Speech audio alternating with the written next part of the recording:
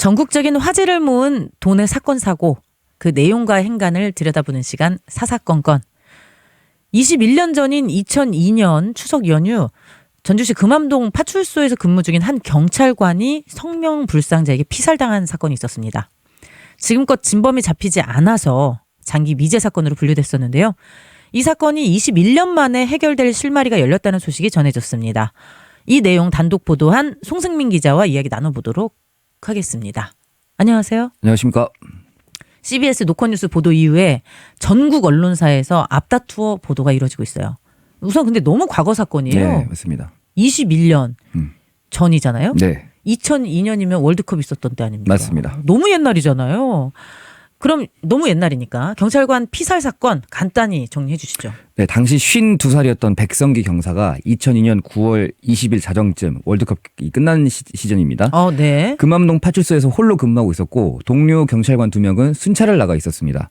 근데 이때 괴한이 파출소에 침입해서 백 경사를 흉기로 수차례 찌르고 살해했는데 백 경사의 시신이 당시 이제 경찰관 말로는 보기 아주 힘들 정도로 난도질을 당했다라고 했습니다. 근데 이 백 경사가 그때 무장하고 있었던 389경 권총과 공포탄 1발 그리고 실탄 4발이 사라졌습니다.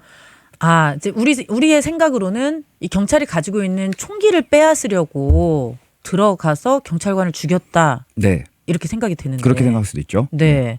일단은 계속 들어볼게요.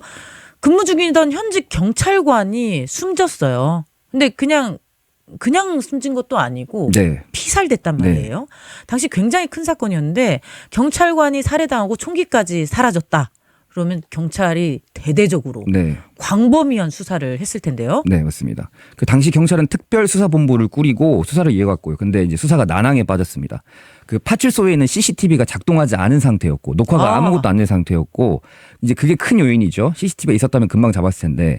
그래서 이제 경찰은 300여 명 정도를 용의선상에 올려두고 수백 명을 동원해서 대대적 수사에 착수했습니다. 그러니까 백 경사와 접촉한 인물들, 뭐 통화 기록 등 또 만난 사람들 거의 대부분이 전부 다 용의선상에 올랐다고 합니다. 엄청나네요. 네, 맞습니다. 지금 뭐 CCTV 작동 안 했다 이건 뭐 있을 수 없는 일인데 있을 수 없는 일입니다. 2002년에는 있을 수 있는 일이었던 네, 거예요. 네. 그런데도 불구하고 수사가 진척되지 않았습니다. 네. 그리고 경찰이 특별수사본부를 접었어요. 네, 맞습니다. 근데 우연찮게 범인이 잡혔어요. 맞습니다. 4달 정도 2003년도 초 정도 돼서 경찰이 절도를 저지른 20대 뭐 가출팸 3명 정도를 그때 이제 체포를 했는데 이게 수사하는 과정에서 이들 가운데 한 명이 백경사 사건을 언급했다고 해요. 갑자기? 그래서 이때부터 이제 수사가 급물살을 타기 시작하죠. 왜냐하면 이제 이 백경사 사건을 알고 있다. 용의선상에 무조건 올리면서 다시 백경사 사건을 시작을 했는데 결국 이들이 이제 자백을 했습니다. 그래서 이제 박 씨가 당시 21살 박 씨가 백경사를 죽이고 총기를 가져갔다. 내가? 네. 그래서 이 진술을 토대로 총기를 버렸다고 하는 진술을 토대로 건지산 일대를 산 전체를 사실 그때 수색했습니다. 건지산이 네. 높지는 않아도 네. 굉장히 넓어요, 반경이. 맞습니다. 근데 이런 산 하나를 통째로 수색했다. 네. 그럼 총기는 찾았습니까? 총기를 사실 못 찾았습니다. 그래서 건지산이 풀이 지금도 잘 자란다고 하는 게 그때 많이 갈아엎어가지고 풀이 잘 자란다는 말이 있을 정도로 수색을 했는데 총기를 못 찾았어요. 그게 범행에 사용된 흉기도 못 찾았고 그 직접적 증거가 될 총기도 못 찾은 상태에서 이 용의자 3명이 경찰의 강압에 의한 허위 자백을 했다고 이제 고백을 한 겁니다. 진짜 나 홀린 듯이 듣고 있는데 네. 무슨 드라마 같네요. 네, 정말. 드라마 같습니다. 이 사건이. 얘네들 자백한 3명, 이 가출팸 친구들. 네. 얘네들을 진범으로 생각했는데 권총이 없는 거예요. 물증이 없는 거죠. 네, 이런 직접 증거가 없는 상태에서 자백 하나 있는데 네. 그 자백을 번복한 거예요. 맞습니다. 네. 그러면서 이제 국가인권위원회가 개입을 하죠, 당연히. 그래서 인권위 판단은 강압에 의한 허위 자백으로 결정이 됐고 이들 이제 송치가 됐는데 절도 혐의만 이제 유죄를 받았습니다. 그러니까 다시 백경사 사건은 미국에 빠져버린 거죠. 근데 일단은 저는 2002년에도 이런 강압에 의한 허위 자백이 있다는 것도 참 충격적이네요. 2003년도까지 있지 않았을까요? 2003년까지. 그랬구나. 그리고 이제 다시 미궁에 빠진 백경사 살인사건. 네. 그 뒤로 21년 동안 해결이 안 된 거예요. 그래서 장기 미제 사건으로 분류가 됐습니다. 통상 장기 미제 사건은 해결이 안 된다고 봐야 돼요. 네, 그냥 맞습니다. 캐비넷 속에 있는 거거든요. 화성 연쇄 강간 살인 사건도 진범을 찾는데 진짜 오랜 시간이 걸렸고, 그런데 이 백경사 살인 사건을 해결할 단초 실마리가 열렸다. 이 소식을 CBS 노컷뉴스가 단독 보도했습니다. 이 사건이 너무 지금 멀리 있는데 대전 국민은행 강도 살인 사건과 연관성이 있다는 보도였어요. 네, 대전 국민은행 강도 살인 사건 최근에 굉장히 언론 보도 많이 나왔습니다. 네. 실제로 그 신상공개까지 완료가 됐고요. 그 피고인 2명에 대해서. 네. 근데 백경사 피살 당시 사라진 389형 권총, 그 권총이 발견이 된 겁니다. 아이 잠깐만. 21년 만에 네. 권총이 발견이 된 거예요. 이걸 경찰이 그러면 확보를 했어요? 네. 어떻게 확보했죠? 그 제보가 하나 있었는데요. 전주 파출소 경찰관 살인 사건의 범인으로부터 권총을 건네받아 숨겨줬다입니다. 아, 건네받아서 숨겨줬다입니다. 지금부터 중요한데 이 제보를 한 이가 바로 국민은행 강도 살인 사건의 피고인으로 무기징역을 받은 52살 이승만입니다. 좋아요. 네. 52살 이승만은 지금 권총을 건네받은 사람이에요. 건네받아서 숨긴 사람. 그러면 진짜 범인을 알 거 아니에요. 네. 이승만이 권총을 받았으니까 네. 준 사람이 범인이잖아요. 네. 그럼 범인 누구예요? 이승만의 진술대로 이승만이 지목한 범인은 그 공범, 국민은행 강도 살인 사건의 공범으로 징역 20년을 받은 51살 이정학입니다.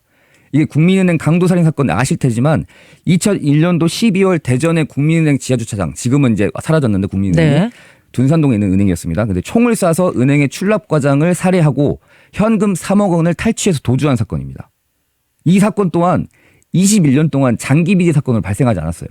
그러니까 경찰관 피살 사건이 발생하기 1년 전에 발생한 사건입니다. 이 사건이. 아 근데 지금 잠깐만. 시점상으로는 안 맞는 거 아니에요? 그러니까 앞선 사건이죠.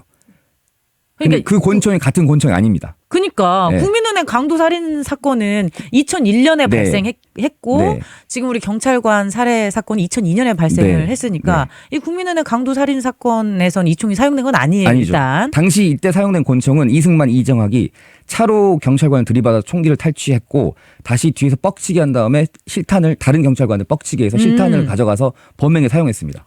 그러니까 다른 권총이에요 지금. 네. 근데 그 권총이 지금 발견된 거예요. 이승만의 진술에 의해서, 제보에 의해서 갑자기 발견된 거예요.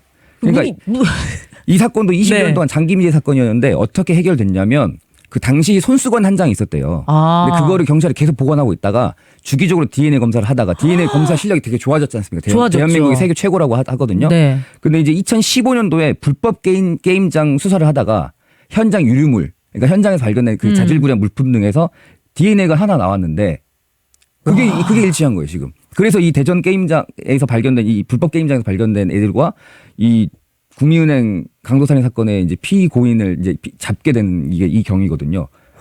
그러면서 이들 신상이 공개됐어요. 진짜 근데 이들의 입에 의해서 다시 한번 21년 전 발생했던 장기미제 사건의 실마리가 지금 나오게 된 겁니다. 미제 전문이네 얘네들이. 네. 미제 해결 전문이야. 네. 근데 무기징역 받은 이승만이 어차피 이런 거 폭로를 하던 안 하던 뭐 자기한테 좋을 것도 없고 나쁠 것도 없잖아요. 네, 맞습니다. 그런데 왜 이런 폭로를 한 거예요? 그래서 이제 재판 과정을 보면 판결문을 보면 유출할 수가 있는데 이들 모두가 재판 중에서 내가 은행 직원을 살해하지 않았다고 양측 모두 부인했습니다. 그러니까 끝까지 의리를 지키기로 했던 두 범인들이 서로를 주범이라고 지목을 한 거죠. 나는 아니다. 네, 나는 아니다. 근데 이제 재판부는 이들의 범행 계획과 그다음에 군대 복역 여부. 왜냐면 군대를 이제 전역했으면 총기 사용에 쓸수 조금은 더 있으니까. 그래서 이승만이 계획하고 살해했고 이정학이 현금 탈취하는 등 범행을 같이 함께했다. 이렇게 판단했습니다. 뭐 누가 죽였든 상관없잖아요. 그렇죠? 둘이 공범인데. 네, 그래서 이승만이 무기징역, 이정학이 징역 20년. 아, 네. 형량의 조금 형량의 차이가 차이가 있었습니다. 네. 있겠네요. 이승만 입장에서는 내가 다 뒤집어 쓴 거 아니야? 뭐 이렇게 생각할 수도 있겠어요. 네, 맞습니다. 그래서 자신에게 총기를 맡기고 고백했던 이정학의 범행을 경찰에 제보를 네. 한 겁니다. 아유, 굉장히 의리꾼들이네 이분들. 그래서 다만 이제 경찰은 당시 이제 사라진 공포탄과 실탄 여부는 밝히지 않았는데 이는 이제 수사를 위해서 피의자가 알아서 안 되는 내용이 될 수도 있어서 밝히지 않았어요. 근데 이제 지금까지 이제 살인범의 진술이기 때문에 우리가 이걸 다 신뢰할 수는 없습니다. 완전 믿을 수는 없죠. 네, 그래서 어제 경찰이 이승만을 접견했고 오늘은 이정학을 접견하는 것을 제가 이제 취재를 했는데 진범을 잡기 위해서 경찰은 지금 특별수사팀을 꾸리고 수사에 매진하고 있습니다. 수사 지금 포함된 인력만 전문 수사관으로 47명이 지금 포함돼가지고 수사에 굉장히 몰입하고 있습니다. 그렇군요. 이전에도 사건이 발생했을 때도 굉장한 네. 그 수사 인력이 투입이 됐었는데 이번에도 굉장히 많은 인력이 투입이 된 사건입니다. 일단 이승만 진술을 바탕으로 좀 정리를 해볼게요. 2001년에 대전의 국민은행에서 강도살인을 저질렀다. 그 다음 해 2002년에 이정학이 전주에서 경찰관을 살해하고 권총을 들고 달아났다. 네. 그리고 그 권총을 이정학이 이승만에게 줘서 숨겨왔고 그러다가 작년에 21년 만에 지난해 국민은행 사건이 해결이 되면서 또 21년 만인 올해 백경사 피살 사건도 해결될 조짐이 보인다. 네. 이겁니다. 맞습니다. 어휴, 대단한 사람들이야. 그래서 이제 이승만이 제보한 내용을 보면은 자기가 어디에 숨겼는지도 쓰여 있었다고 해요. 그러니까 그래서 경찰이 그것을 추측한 토대로 이승만이 거주했던 울산 지역의 한 숙박업소 천장에서 권총을 이렇게 찾은 겁니다. 와. 그래서 압색 영장을 받고 그 숙박업소에서 권총을 찾았고 그 숙박업소는 심지어 조만간 철거될 예정이었다고 해요. 까딱 잘못해서 못 찾았네요. 네. 그래서 이승만의 진술이 신빙성이 있지만 그래도 살인범의 진술이기 때문에 우리가 이제 의심을 해봐야 되겠죠. 네. 네. 그래서 이제 경찰은 이 진술을 토대로 수사를 다시 시작했고 당연히 이 두 명은 당연히 용의선상에 올랐고 예전에 이제 수사를 받았던 억울하게 수사를 받았던 어쨌든 간에 그 세 명도 지금 세 명. 아마 다시 한번 다 검토를 하지 않을까 싶습니다.